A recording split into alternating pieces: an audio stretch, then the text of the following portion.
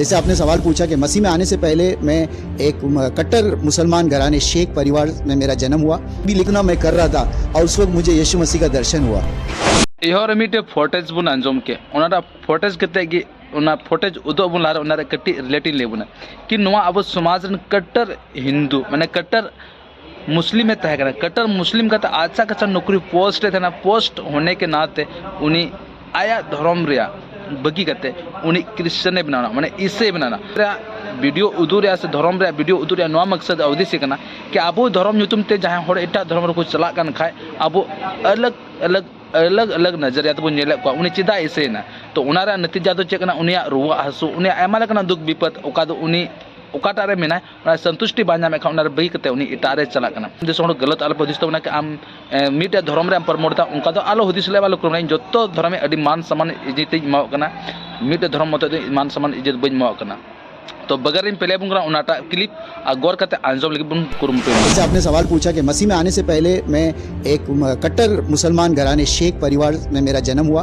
भी, लेकिन मेरी कुरान में ये बात को बिल्कुल बात मानती नहीं, क्योंकि कुरान की आयत में लिखा है कुल हुवल्लाहु अहद अल्लाहु समद लम यलिद वलम यूलद वलम यकुल लहू कुफुवन अहद। तो ये मैं तो मस्जिदों में अजान देने वाला व्यक्ति था, 5 वक्त नमाज पढ़ने वाला व्यक्ति था, कुरान की आयतें पढ़ने वाला व्यक्ति था। ये बात जब कुरान जब साफ तौर पे कहती है खुदा का कोई बेटा नहीं है, ना उसके पिता का और बेटे का कोई रिलेशनशिप है, तो ये बात मेरे जहन में बहुत ज़्यादा हिट कर दी थी और मैं बहुत ज़्यादा परेशान था कि मैं आगे क्या करूं, कैसे इस यीशु मसीह को अपना उद्धारकर्ता ग्रहण करूं।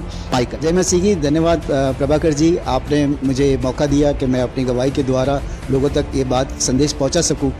जब मैं करीब 7 साल का था उसी वक्त पता चला मेरे पिताजी रेलवे से रिटायरमेंट हो चुके हैं और उनकी बहुत ज़्यादा तबीयत ख़राब हो गई थी और हम लगातार उनका इलाज करते रहे, लेकिन धीरे धीरे हमको पता चला कि उनकी बीमारी ठीक ही नहीं हो रही थी। तो क्योंकि हमें ये इस बात का अंदाज़ा बिल्कुल नहीं था कि उनकी बीमारी शारीरिक बिल्कुल नहीं थी, उन्हें किसी ने जादू टोना किया था जिसे हम ब्लैक मैजिक कहते हैं, और उस जादू टोना के असर की वजह से वो बहुत ज़्यादा तकलीफ़ उन्हें सहनी पड़ी, खून की उल्टियाँ करते थे और हालत इस दिशा में पहुँच गई कि उनकी सारे दवाइयों में इलाज में हमारा सारा पैसा खर्च हो गया और अंतिम समय ऐसा आया कि उनका मृतक शरीर हमारे घर में पड़ा था और हम उनके शव को ले जाने के लिए भी हमारे पास पैसे तक नहीं थे। आस पड़ोस के लोग आए और उन्होंने चंदा इकट्ठा करके किसी तरह से मेरे पिताजी का मृतक शरीर तो उठा लिया गया। एक दिन मैं ओमान में आराधना में कर रहा था और उस वक्त मुझे यीशु मसीह का दर्शन हुआ, जहाँ पे यीशु मसीह ने मुझे गले लगा, उससे कहा कि तू मेरा बेटा है। और उस यीशु मसीह का दर्शन पाकर मेरे जीवन का जो दुख था, अपना पिता किसे कहकर बुलाऊं, उस वक्त मेरा दुख वहाँ पे दूर हुआ। एक समय का और भी एक अनुभव मैं आपके सामने बताना चाहता हूँ। एक मर्तबा मैं रेलवे लाइन पे बम्बई, यहाँ पे जिस वक्त शुरुआत में थाना में ब्रिज नहीं था तो हम लोग चल के ट्रेन के रेलवे ट्रैक से कलवा से लेकर थाना तक रेलवे ट्रैक पे चल के जाते थे, वहाँ पे था और वो मैं ब्रिज का आधा हिस्सा मैंने कवर किया, पता चला सामने से एक तेज़ ट्रेन आ रही है। अभी आप सोचिए सिचुएशन, कोई मैं फिल्म का सीन आपके सामने नहीं बता रहा हूँ, मेरी ज़िंदगी की हकीकत है। सामने से ट्रेन आ रही है, पीछे मुड़ के देखा कि इतना डिस्टेंस नहीं है मैं भाग के अपनी जान बचा सकूँ। मेरी दाएं और बाएं तरफ पूरी खाड़ी है, अगर मैं एक कदम भी मैं गलत उठाता हूँ तो सीधा खाड़ी के अंदर नीचे गिरता हूँ। मैंने कुछ समझ में नहीं आ रहा था कि प्रभु मैं क्या करूँ। अंदर से एक आवाज़ आई कि भाग, आगे भाग। मैं आगे भागता रहा, मैं ये भी नहीं देखा कि 2 जो फलियों के बीच में पटरी के अंदर रहती है नीचे, उसमें से मेरा पैर फंस जाएगा कहीं। मैं बस भागता रहा, कैसे भागा मुझे भी पता नहीं। रोशनी रोशनी वो बन के आया, रोशनी।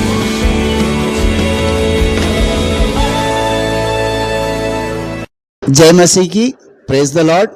परमेश्वर का मैं धन्यवाद करता हूं कि आज उसके बच्चों के साथ में मिलकर उसके नाम की महिमा के लिए मैं अपनी गवाही पेश करना चाहता हूं।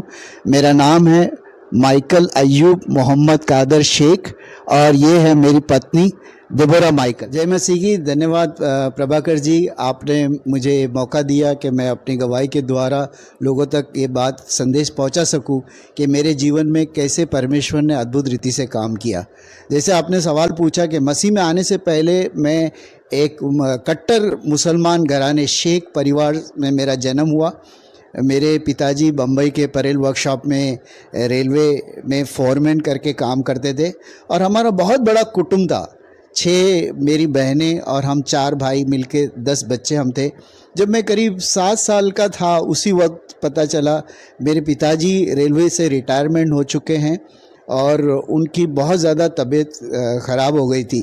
तो हमें ये लगता था, हम ये सोचते थे शायद हो सकता है इतना बड़ा कुटुंब है, अभी रिटायरमेंट हो गया है, कैसे घर का खर्च चलेगा, कैसे आगे की ज़िंदगी चलेगी, तो उसकी वजह से शायद बीमारी होगी और हम लगातार उनका इलाज करते रहे। लेकिन धीरे धीरे हमको पता चला कि उनकी बीमारी ठीक ही नहीं हो रही थी। तो क्योंकि हमें ये इस बात का अंदाज़ा बिल्कुल नहीं था कि उनकी बीमारी शारीरिक बिल्कुल नहीं थी, उन्हें किसी ने जादू टोना किया था जिसे हम ब्लैक मैजिक कहते हैं, और उस जादू टोना के असर की वजह से वो बहुत ज़्यादा तकलीफ़ उन्हें सहनी पड़ी, खून की उल्टियाँ करते थे और हालत इस दिशा में पहुंच गई कि उनकी सारे दवाइयों में, इलाज में हमारा सारा पैसा खर्च हो गया और अंतिम समय ऐसा आया कि उनका मृतक शरीर हमारे घर में पड़ा था और हम उनके शव को ले जाने के लिए भी हमारे पास पैसे तक नहीं थे।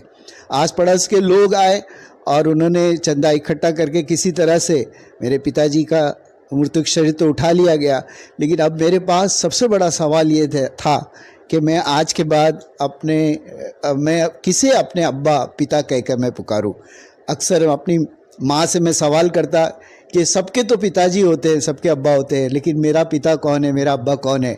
और जब भी मैं देखता है कोई पिता अपने बच्चों के साथ उसकी उंगली पकड़ के जा रहा है तो मुझे बहुत दुख होता। मैं रो रो कर मम्मी से आके बार बार यही सवाल दोहराता। सो इस तरह से हमारी ज़िंदगी की शुरुआत हुई और धीरे धीरे मैं बढ़ता गया। पैसे की कमी के कारण घर की हालत बहुत ख़राब थी। मुझे एक अनाथ स्कूल में उर्दू मीडियम में डाला गया, जहाँ पे मेरी उर्दू मीडियम में मेरी शिक्षा वहाँ पे शुरुआत हुई। और घर में कोई पैसा खास नहीं था, सिर्फ हमारी प्रॉपर्टी के नाम पे एक छोटा सा एक बम्बई में घर था, वो भी खुद का घर नहीं था, जिसे पगड़ी सिस्टम कहते हैं।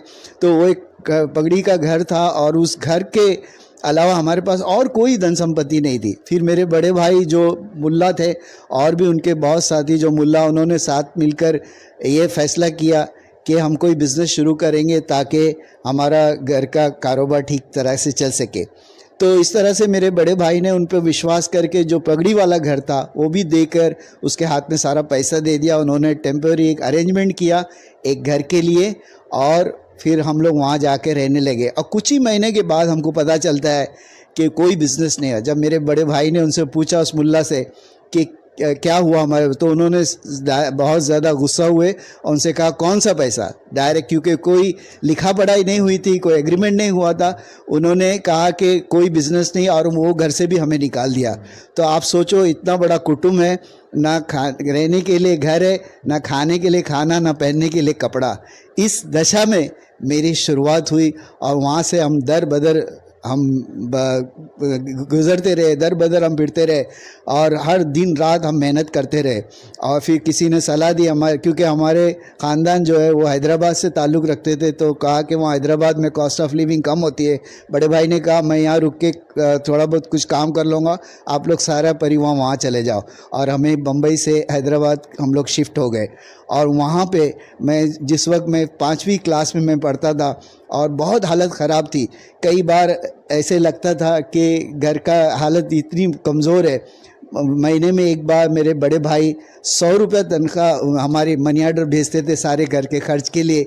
और जब वो आती नहीं थी मनी आर्डर, तो मेरी मम्मी पोस्टमैन की राह देख देख के कई बार बेहोश हो जाती। फिर मैंने सोचा कि कम से कुछ नहीं मैं कर सकता हूँ, तो कम से कम मैं एक घर का एक व्यक्ति का खर्च बचा दूँ और मैं कम से कम जाके अपने आप को ख़त्म कर दूँ। तो मैं कुएं में छलांग लगा कर मैं आत्महत्या करने की कोशिश की। लेकिन जब पानी में देखा तो अपनी माँ का अक्स नज़र आया। मैंने सोचा मैं तो इस दुनिया से चला जाऊँगा, लेकिन मेरी माँ का क्या होगा। इस तरह से वहाँ से वापस आया। फिर एक माचिस की फैक्ट्री में मैंने काम करने लगा। रात शाम के वक्त काम करता, दिन में स्कूल जाता। मुझे अभी भी याद है मेरी पहली तनख्वाह पूरा हफ्ता मैंने काम किया था और मुझे सिर्फ एक हफ्ते की 24 पैसे मुझे सैलरी मिली थी। 25 पैसे का उस वक्त कॉइन सिक्का होता था जिसको हम चाराने कहते हैं। मेरी इच्छा थी कि वो मालिक मुझ पर रहम करता और मुझे कहता कि बेटा ये ले ले, एक पैसा तुझे बोनस देता और चाराने देता। लेकिन मैं घर पे आके जब बहुत रोया तो मेरे बड़े भाई ने वो 24 पैसे लेकर मुझे 25 पैसे का एक सिक्का दिया और वहाँ पे मैंने वो सिक्का लेके कई दिन तक मैं बहुत खुश आनंद करता रहा। इस तरह से मेरी ज़िंदगी की शुरुआत हुई। लेकिन इस्लाम मेरे रग रग में बसा हुआ था। 5 वक्त नमाज़ें पढ़ना, 30 दिन रोज़े रखना रमज़ान के महीने में, और इस्लाम जो भी कहता है, मुझे लगता था दुनिया में इस्लाम जैसा ऐसा कोई मज़हब नहीं, कोई धर्म नहीं है, और मैं इसी के अंदर मैं अपने जीवन को मैं आगे बढ़ाना चाहता था। लेकिन धीरे धीरे हालात बदलते गए। जब वहाँ पे पैसे की कमी की वजह से बहुत तकलीफ़ होती रही हैदराबाद में, हमने मम्मी से कहा कि बम्बई जाएंगे, चाहे तो वहाँ पे बूट पॉलिश करेंगे, अखबार बेचेंगे, दूध बेचेंगे, कुछ ना कुछ काम करेंगे, बम्बई में पैसे मिलेंगे तो हम अपने घर को बचा सकते हैं। ऐसे करके हम फिर बम्बई वापस आए और बम्बई मैंने अपनी स्टडी उर्दू मीडियम में कंटिन्यू किया। किसी तरह से एसएससी तक 10वीं क्लास तक मुझे उर्दू मीडियम में पढ़ने का मौका मिला, और उसके बाद में मैं एक कंपनी ज्वाइन कर दिया। और वहाँ पे मेरी मुलाकात एक क्रिश्चियन स्त्री से होती है, और मुझे लगता है कि अगर मैं इसे क्रिश्चियन लड़की को अगर मैं मुसलमान बनाता हूँ तो मैं दुनिया का सबसे अच्छा मैं काम में कर रहा हूँ।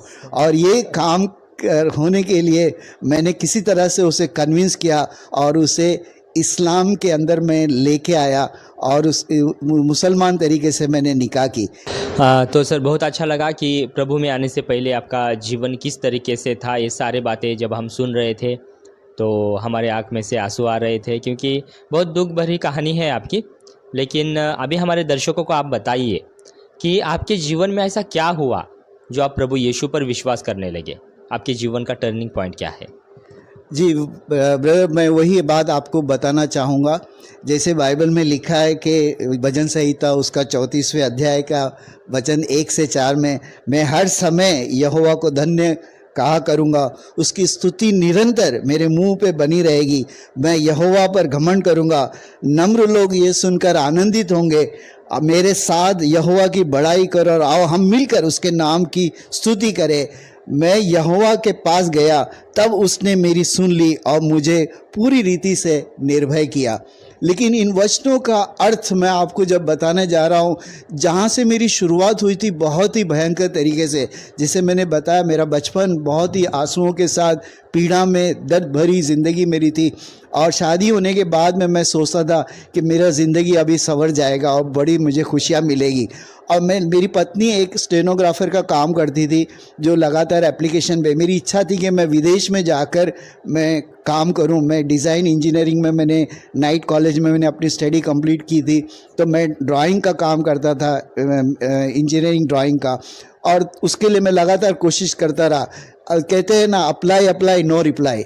कई साल तक मैं अप्लाई कर रहा, और मुझे ऐसा लगता था मैं एक शेख परिवार से था तो मुझे गल्फ़ में विदेश में तुरंत मुझे जॉब मिल जाएगा। तो यीशु में आने से पहले मैंने एक मर्तबा अपना हाथ एक ज्योतिषी को दिखाया और उस ज्योतिषी से कहा कि बताओ कि मेरे भविष्य में क्या लिखा है। उसने मेरे हाथ की लकीरों को देखकर उसने कहा, बेटा ज़िंदगी में तू बहुत धन कमाएगा लेकिन कभी इंडिया छोड़ के कहीं वापस नहीं जाएगा, कहीं भी बाहर नहीं जाएगा, विदेश में कभी जा नहीं पाएगा तू। और ये बात मेरे जहन में बैठ गई थी। और मेरी पत्नी लगातार इंटरव्यू के लिए एप्लीकेशन भेजती, मैं जाता, इंटरव्यू देता, हर जगह से नाकाम होता और मैं वापस आता निराश होके। तो एक नहीं, दो नहीं, 14 साल लगातार मैं कोशिश करता रहा, लेकिन कहीं से भी मुझे कोई आश्वासन नहीं मिला। फिर एक समय ऐसा आया 14 जनवरी 1994, जहाँ पे मेरी ज़िंदगी का टर्निंग पॉइंट था। लेकिन इस बारे में बोलने से पहले मैं और एक बात आपको बताना चाहूँगा कि 1984 में जिस वक्त मेरी शादी होके करीब 4 साल हुए थे, जैसे मैंने बताया कि शुरुआत में मेरी हालत बहुत ख़राब थी, गंभीर थी, और हम लोग अपना जीने की कोशिश किसी तरह से कर रहे थे। लेकिन 84 में हिंदू और मुसलमान का बहुत बड़ा रायट झगड़ा हुआ था बम्बई में, और बहुत सारे लोग तितर बितर हो गए थे।